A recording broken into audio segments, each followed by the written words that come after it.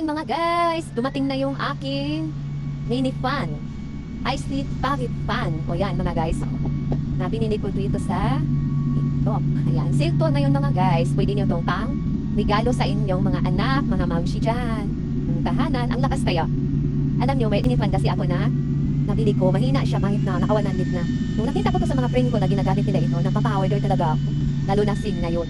O diba, 100 mga guys. O tingnan mo ang lakas. O narinig niyo yung ano, alam niyo 3 days na to, hindi pa rin siya nalulupat, o diba?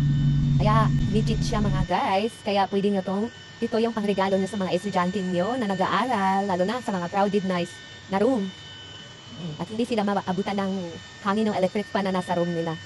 Kaya ito na lang ang orderin ninyo, pangregalo mga guys, lalo na ako kailangan ko ng mini fan na ito, nasa field service ako palagi. Kaya lagi ko itong dinadala. Talagang ang ganda nito. Promise, maliit lang siya, madaling suksok. Meron din siyang, yan, parang ID. na kasama. At meron din itong silicone na pwedeng i-cover dito. Kaya lang hindi ko siya nilagyan. Kaya try nyo to mga guys. Paborito ko yung kulay orange. May iba-ibang kulay to. May violet, may puti, may itim. At saka ito. Oh, may pink pa nga Oh, ang lakas niya mga guys. Oh, tingnan mo. 100 na yan. Kodong-kodo na yan. Maliit lang siya. Siguro pag umuwi ako ng tubing siya, 2 days and 1 night, malamang hindi pa ito malulubat. Diba? Binabasa ko sa radios din bago ako nag-order. Sabi ko nga, pag may tira ako, bibili ako nito. Nakasil siya. Kaya ito na mga guys.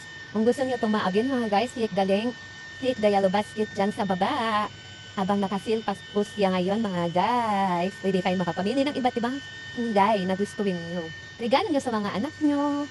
Yan. Since na nauso ngayon ng handy fan, mini fan, high speed talaga siya, totoo. O diba?